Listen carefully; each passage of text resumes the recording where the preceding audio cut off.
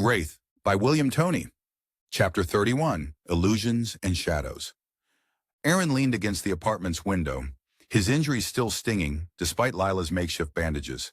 The faint glow of the city lights was barely visible through the misted glass. Behind him, Lilah paced the living room, her energy restless and charged. Their earlier discussion still lingered heavily in the air. Lilah paused mid-step as a faint sound came from the television, urgent voices spilling from a live news broadcast. She grabbed the remote and turned up the volume. "Reports are coming in of mass chaos downtown," the anchor said, her voice trembling slightly.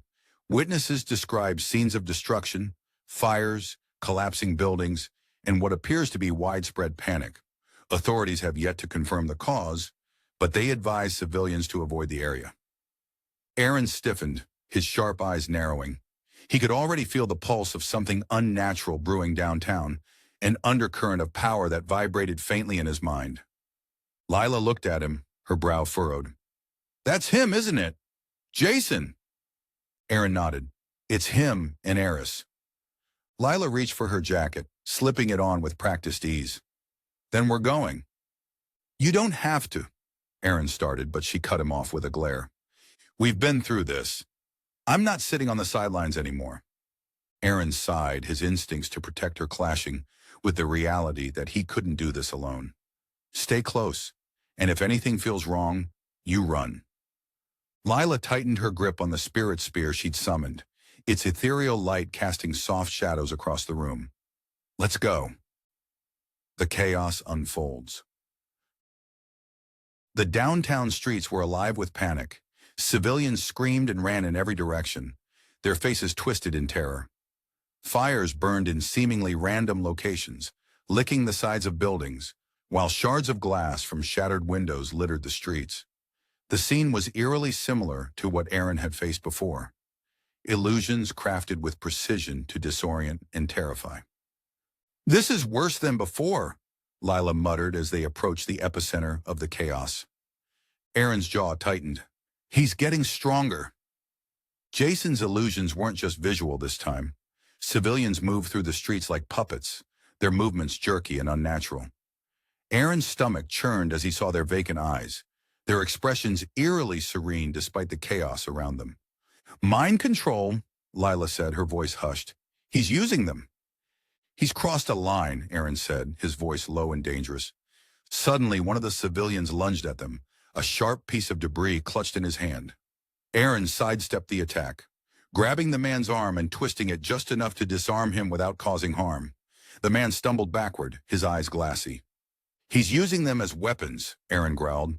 Before Lilah could respond, another group of civilians advanced, their movements uncoordinated but relentless. Lilah stepped forward, raising her spear. She hesitated for a moment, her resolve faltering as she looked into the faces of the people who weren't in control of themselves. "I can't hurt them," she said, her voice trembling. "You don't have to," Aaron said, stepping in front of her. "Focus on breaking Jason's hold. The spear, it's energy, not violence. Use it." Lilah nodded, gripping the spear tightly. With a flick of her wrist, she sent it flying toward the group.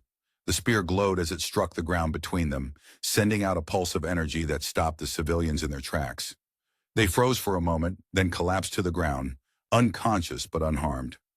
"That worked," Lilah said, relief washing over her. Aaron gave her a quick nod. "Keep moving." Jason's trap. They rounded a corner and came face to face with Jason, who stood calmly in the middle of the street. The pendant around his neck glowed faintly, its power pulsing in time with his heartbeat. A twisted smile spread across his face as he saw them. "You finally made it," he said, his tone mockingly cheerful. "I was starting to think you'd leave me hanging." "Enough games, Jason," Aaron said, his voice cold. "Let them go." Jason tilted his head, feigning confusion. "Let who go? Oh, you mean them?" He gestured lazily to the group of civilians behind him. They moved forward, forming a tight circle around Jason like a human shield. "Come on, Wraith," Jason taunted. "You're the hero, aren't you? You don't hurt innocents. So what's your move?" Aaron's fist clenched. The civilians weren't just a shield. They were a distraction. Jason's powers meant that any attack could be an illusion, any action a trap. Lilah stepped forward, her spear glowing faintly in her hand. "You're not as clever as you think." Jason's grin widened. "Let's find out." He flicked his wrist, and the ground beneath them seemed to crumble, splitting into jagged fissures. Aaron grabbed Lilah, pulling her back as debris rained down. But when he looked again, the street was intact. "Focus!" Aaron shouted, scanning the area for the real threat. Jason threw his knife, but as it flew, two more identical blades appeared alongside it, each on a different trajectory.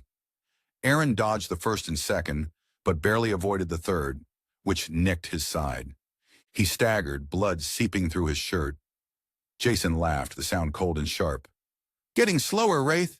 Maybe you should retire." Aaron ignored the pain, his eyes locked on Jason. "You're done here." "Not yet," Jason said, his voice dripping with malice. He raised his hand and a blood-curdling scream echoed through the street. "Aaron!" Lilah's voice cried, but Aaron froze. It wasn't Lilah beside him. It was an illusion. He turned, finding the real Lilah battling the controlled civilians. The fake Lilah's form dissolved into mist, Jason's laughter echoing around them. "Stay focused," Aaron muttered to himself, charging at Jason. Breaking the hold. Aaron's shadowy tendrils surged forward, wrapping around Jason's legs and arms. Jason struggled, his illusions flickering as Aaron's power pressed against him. "You think you can stop me?" Jason snarled, his voice filled with venom.